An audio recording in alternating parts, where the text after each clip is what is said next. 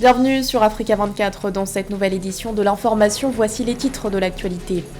Renforcement du partenariat entre la Banque mondiale et le Tchad. C'est dans cette optique que le vice-président de l'Institution pour l'Afrique de l'Ouest et centrale, Ousmane Diagana, était en déplacement dans le pays. Au programme de son séjour notamment, une audience avec le président Mahamat Idriss Déby. Discours sur l'état de la nation du président béninois Patrice Talon. À l'Assemblée nationale ce vendredi, le chef de l'État a dressé un état des lieux de l'année écoulée, notamment sur le plan sécuritaire. Et puis la tournée d'inspection du président de la CAF, Patrice Motsepe, dans les pays hôtes du prochain championnat d'Afrique des Nations de football. Tournée qui a démarré ce jeudi avec la Tanzanie. Les détails à suivre dans ce journal. Il était en visite de travail au Tchad. Le vice-président de la Banque mondiale pour l'Afrique de l'Ouest et centrale, Ousmane Diagana, s'est entretenu ce jeudi avec le président Mahamat Idriss Déby. L'occasion pour les deux parties d'échanger sur des projets de développement dans le pays. Autre point abordé, l'organisation de la prochaine conférence internationale sur l'électrification en Afrique. Plus de précisions dans ce sujet de cher Omar Kamara. Le président de la République du Tchad, Mahamat Idriss Déby, a reçu le 19 décembre 2024 Ousmane Diagana, vice-président de la Banque mondiale pour l'Afrique de l'Ouest et du Centre, lors d'une visite de travail à N'Djamena. Cette rencontre a suscité des discussions fructueuses autour de plusieurs sujets cruciaux, notamment l'organisation d'une conférence internationale sur l'électrification de l'Afrique, l'exécution des programmes financés par la Banque mondiale et le renforcement du partenariat entre l'institution financière et le Tchad, en particulier dans le contexte de la crise des réfugiés du Soudan. Au titre de la solidarité internationale, nous avons constaté que le Tchad accueille dans des conditions dignes les réfugiés qui sont venus du Soudan. Et bien sûr, ceci est à saluer, mais en même temps, nous reconnaissons que ça met des pressions sur les ressources du Tchad. On a échangé sur quelles voies et moyens la communauté internationale doit continuer aussi à accompagner le Tchad dans cet effort qu'il est en train de faire. L'entretien entre les deux personnalités a également permis de discuter des différents programmes financés par la Banque mondiale, notamment ceux liés à l'éducation, à la santé et à l'infrastructure. Nous avons des projets dans le secteur de l'éducation, de la santé, de l'énergie, de l'agriculture, des infrastructures, de l'économie numérique et j'en passe. Ces programmes, dans l'ensemble, se portent bien. Le Tchad de cette année a eu un taux d'exécution satisfaisant. Pour rappel, en juin 2024, la Banque mondiale a validé un financement de 100 millions de dollars provenant de l'Association internationale de développement, IDA, accompagné d'un soutien supplémentaire de 20 millions de dollars provenant des fonds fiduciaires multibailleurs. Ce programme vise à faciliter l'accès aux services sociaux pour les populations défavorisées et vulnérables, y compris les réfugiés, tout en consolidant le système de protection sociale au Tchad. Cherté de la vie, pouvoir d'achat ou encore développement des infrastructures, autant de sujets qui étaient au cœur du discours du président béninois Patrice Talon. Un discours sur l'état de la nation prononcé ce 20 décembre devant les députés.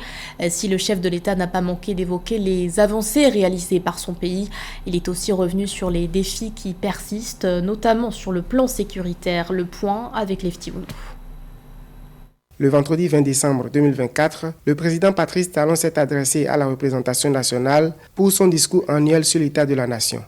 Ce message, livré dans un contexte mondial instable, a mis en lumière la résilience du Bénin face aux défis sécuritaires, économiques et sociaux.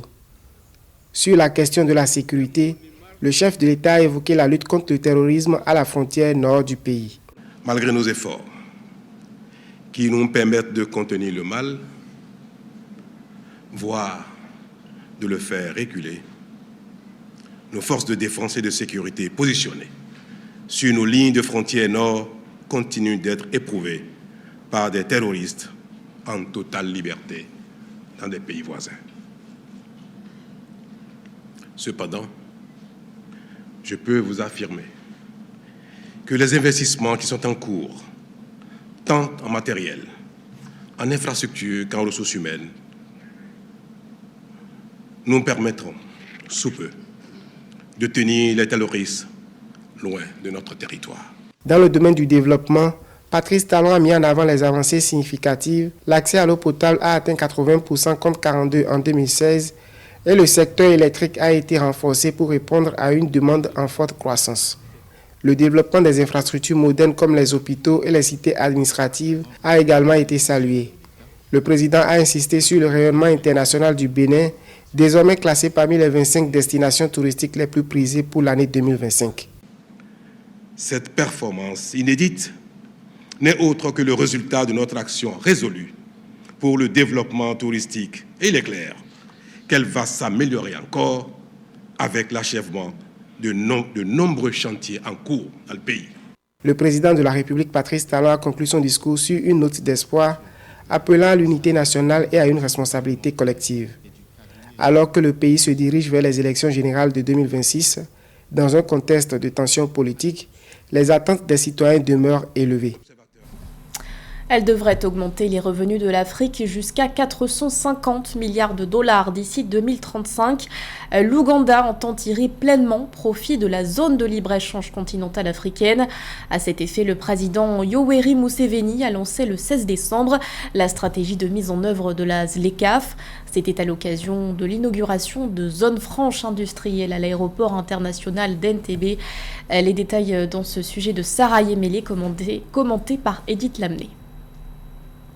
Lors de l'inauguration de la zone franche industrielle à l'aéroport international d'Entebbe le 16 décembre 2024, le président Yoweri Museveni a lancé la stratégie de mise en œuvre de la zone de libre-échange continentale africaine en Ouganda. Cette stratégie, qui vise à sortir 30 millions de personnes de l'extrême pauvreté et à augmenter les revenus de 68 millions d'autres personnes vivant avec moins de 5,50 $ par jour, représente une grande opportunité pour la croissance économique et le développement de l'Ouganda et du continent, selon les experts. L'Ouganda est un grand exportateur d'avocats et dédiant une partie de sa stratégie dans l'exportation des produits agricoles, l'aéroport servirait de hub pour alimenter les autres pays africains, non seulement riverains, non seulement voisins, mais aussi tous les pays qui sont partis à l'accord de libre-échange continental. Le président Yoweri Museveni a donné le coup d'envoi de la première exportation officielle de produits ougandais vers l'Afrique de l'Ouest, tout en exprimant son inquiétude quant au retard pris par certains responsables gouvernementaux dans la mise en œuvre de cette importante initiative qui pourrait accroître les revenus de l'Afrique de 450 milliards de dollars d'ici 2035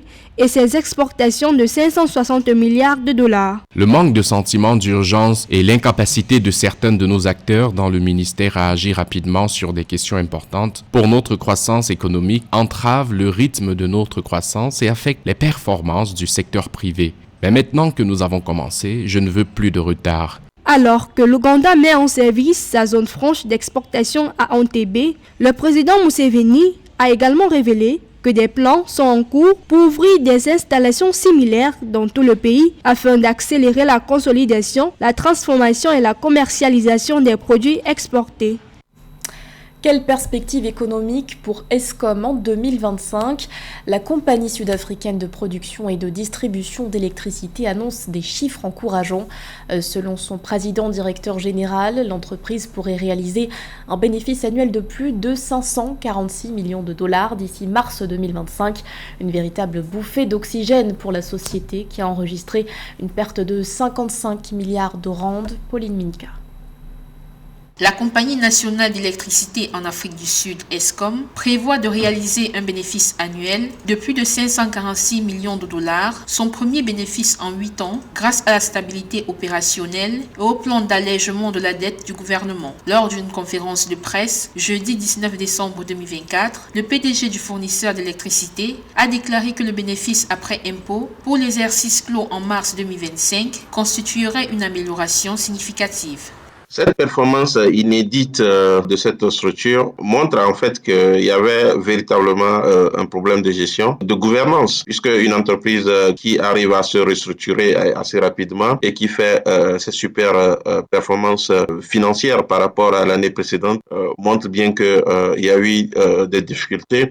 Depuis plus de 10 ans, les interruptions d'électricité de la compagnie entravent la croissance économique du pays le plus industrialisé d'Afrique, mais on note cependant des améliorations. L'amélioration de l'approvisionnement a permis de réduire les coûts du diesel de 11,9 milliards de rentes, permettant ainsi 9 mois sans coupure de courant. La baisse des coûts de l'électricité et des coûts des services a également amélioré les perspectives de bénéfices, entraînant une augmentation des tarifs de 12,7% au cours de l'année 2024.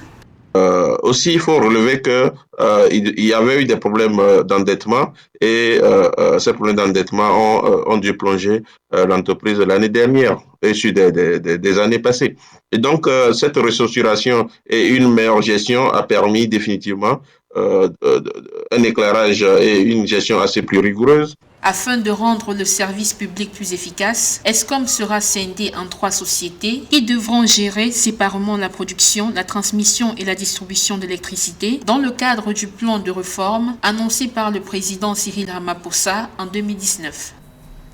L'actualité, c'est aussi la fin de l'épidémie de la maladie à virus de Marburg au Rwanda. Une information annoncée ce 20 décembre par le ministre de la Santé, Sabin Nsanzimana. Le pays n'a enregistré aucun nouveau cas depuis 42 jours.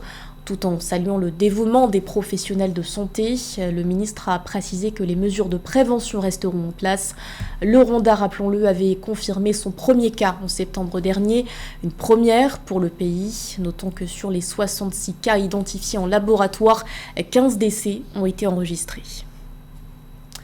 L'actualité sportive à présent avec la visite d'inspection du patron de la CAF en Tanzanie. Le pays co-organisera en février 2025 la 8e édition du CHAN, le championnat d'Afrique des Nations de football qui se déroulera également en Ouganda et au Kenya. Avant de mettre le cap sur ces 2 pays, Patrice Motsepe a démarré son inspection par Dar es Salaam ce jeudi pour faire un point sur l'évolution des travaux. Christian Djimad. Le Kenya, l'Ouganda et la Tanzanie se préparent à accueillir le championnat d'Afrique des Nations du 1er au 25 février 2025. Patrice Motsepe, le président de la Confédération africaine de football, est en visite en Tanzanie pour évaluer l'état d'avancement des travaux des stades et autres infrastructures connexes. Au thème de la visite du stade Benjamin Mkapa de Dar es Salaam et plus tard du Amani Complex à Zanzibar, le patron de la CAF s'est montré optimiste sur la fin des travaux à la fin décembre 2024. Il invite le secteur privé à soutenir l'organisation de la compétition et le football en général. Nous voulons que le secteur privé soutienne et sponsorise le football. Oui, une partie de notre travail concerne le football, mais nous reconnaissons aussi que ce football est un outil important pour l'investissement, la création d'emplois, le développement des talents, le transfert de technologies et pour améliorer les conditions de vie de notre peuple. C'est très important. Donc le secteur privé ferait de bonnes affaires s'il se mettait en partenariat avec le leadership du football et nous aide à investir dans nos académies des jeunes garçons et filles. Ça me rend fier. Patrice Motsepe poursuivra son périple au Kenya et en Ouganda où il va inspecter les stades et les sites d'entraînement en cours de rénovation. Il examinera également les installations telles que les hôtels, les aéroports et autres infrastructures essentielles pour la bonne tenue du CHAN. Dans chaque pays, il est entre autres prévu des rencontres avec les membres du gouvernement, les dirigeants des fédérations nationales de football et les responsables des comités locaux d'organisation.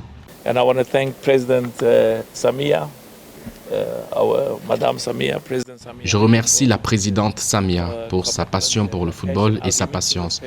Je vais rencontrer le président William Ruto au Kenya, ensuite le président Museveni.